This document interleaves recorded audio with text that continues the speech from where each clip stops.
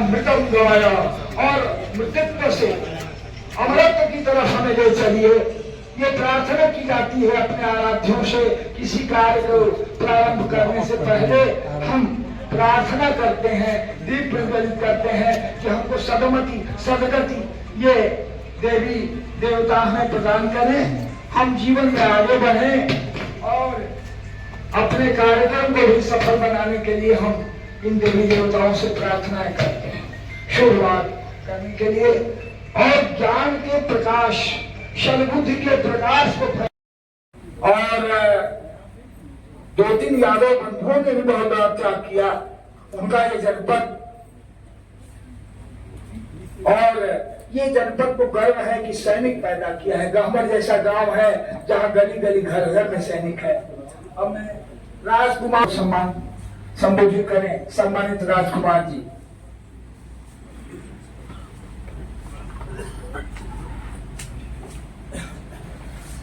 भारत माता की जय। भारत माता की जय। वंदे मातरम। वंदे मातरम।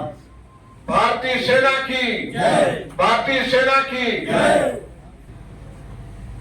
पेश उस तमाम जो कारगिल में 500 जवान शहीद हुए,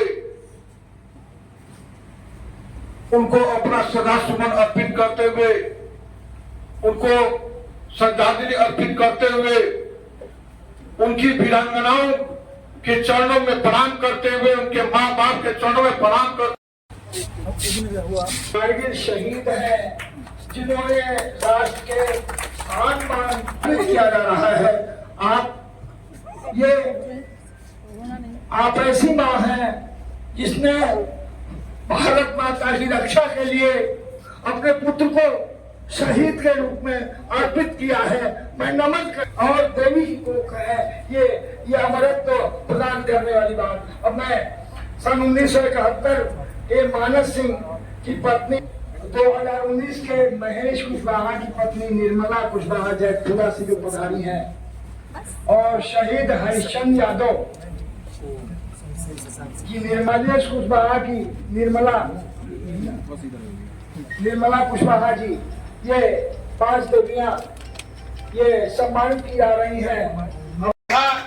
आग्रह भी करता हूं कि सैनिकों के प्रति संवेदना आप लोग रखिए। समझा है कितनी दर्द होती है। मेरी जिंदगी रिकम जिंदगी है। संचालक महोदय ने कहा है, कुछ सही कहा है, जो चीजें निकलती है मुंह से वो सही निकलती है। सुधाकर पांडे जी और डब्बू श्रीवास्तव जी। ऑर्डिनरी कैप्टन उमा शंकर यादव, बीरबलपुर, जिला गाजीपुर। आज कारगिल शहीद दिवस रजत समारोह जयंती मना रहे हैं, क्या कहेंगे? मैं कहूँगा कि सैनिकों का सम्मान इस कारगिल की नसीहत को देखते हुए और कष्ट को देखते हुए हर आदमी को करना चाहिए। और सैनिकों के दुख तकलीफ को समझना चाहिए। बहुत मुश्किल है एक सैनिक कैसे सैनिक बनता है, और उन 40 डिग्री का तापमान झेल करके कैसे आता है, बहुत मुश्किल है।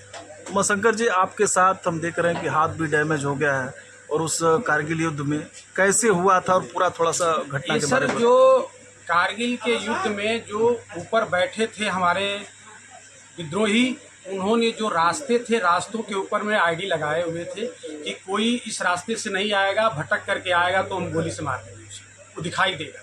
क्योंकि जो रास्ता होता है पशु और पशु द्वारा जो बनाया जाता है या बना होता है, उसी को लोग पकड़ के चढ़ते हैं। हर जगह से चढ़ने लायक नहीं होता है, इसलिए वो रास्ता को ब्लॉक करके रखे।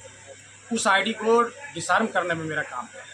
अच्छा, उस वक्त तो उस हमले में और भी लोग जवान शहीद हुए थे या फिर इंजर्ड हुए थे? उसमें एक मेरा सीओ साहब था, उसका भी एक टांग गया हुआ है, और मेरा जो है कि दोनों हाथ गया हुआ है। बाकी ऑल बॉडी में जो है कि बुलेट प्रूफ लगा हुआ था। कितने लोग शहीद हुए थे कारगिल युद्ध में? साहब कुछ भी कोई कहे, लेकिन मेरे हिसाब से जो सरकारी डेटा है वो 1100 समथिंग शहीद हुए। कोई कह रहा है 500, कोई कह रहा है कुछ, लेकिन मेरे हिसाब से सरकारी डेटा 1100 का है। अभी मंचों से आपने कुछ अधिकारियों के बीच अपना दर्द छलका, क्या है जी? मंचों से अपने कुछ अधिकारियों के प्रति आपका दर्द छलका है? बहुत दर्द है साहब। क्या है? हमारे साथ जो अधिकारी थे, हम एक साथ खाते थे, पता चला कि है नहीं है। कौन गया, किसी की कोई गारंटी नहीं थी कि किसको गोली कब लग गई और कहाँ किस नाले में निकल गया हो। आज कारगिल की बहुत लाशें तो मिली भी नहीं है कि कौन किधर को जो है कि बर्फ़ में दब गया, किधर गिर गया।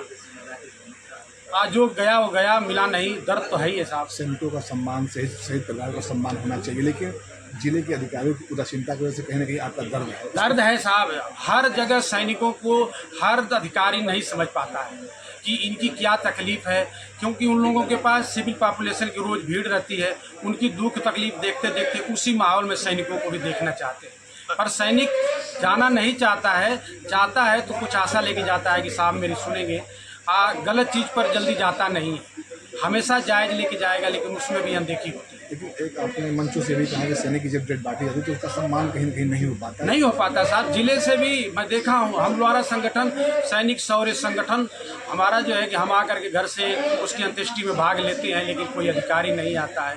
अरे एक जवान देश के लिए लड़ते लड़ते शहीद हो गया तो कम से कम आप इस जिले के अधिकारी हैं या कर्मचारी हैं, आप लोग को उसमें भाग लेना चाहिए। आधा घंटा 1 घंटा लग जाएगा और क्या लग जाएगा। क्या सरकार से क्या मांग करते हैं? केंद्र सरकार से ये मांग करते हैं कि जैसे किसी का पति हो गया, किसी का बेटा हो गया, अगर वो देश के प्रति अपना समर्पण कर दिया या घायल हो गया या जो है कि शहीद हो गया, तो उसके पीछे वाला बैक सपोर्ट कौन है? और पूरी ज़िंदगी रोते रोते मर जाता है, उसका कोई सपोर्ट नहीं करता है। कम से कम उसके बाल बच्चों को भरण पोषण के लिए कुछ रोजगार दे दे या उनकी देख रेख कर दे, उनको उस लायक कर दे कि कम से कम जी खा सकें इस दुनिया में।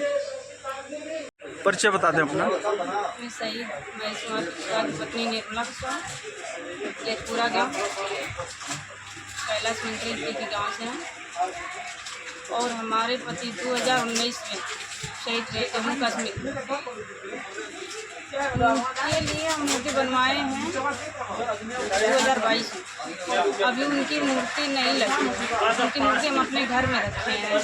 ये जिला अधिकारी तक ये बातें पहुंचाए हैं, 10 एप्लीकेशन दिए हैं, लखनऊ तक भी दिए हैं, केशव प्रसाद मौर्य को, वहाँ से भी कोई हमारा काम नहीं हुआ और मूर्ति हम अपने घर में रखे हैं।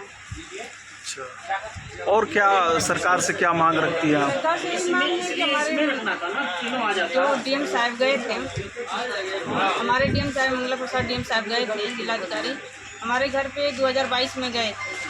वहाँ जो हम लोग की ज़मीन है लाट है, वो ज़मीन हम लोग को कब्रिस्तान के पास, तो डीएम साहब देखें तो कहेंगे नहीं, एक शहीद की मूर्ति यहाँ नहीं लगेगी, हमारे लिए अपमानित हो।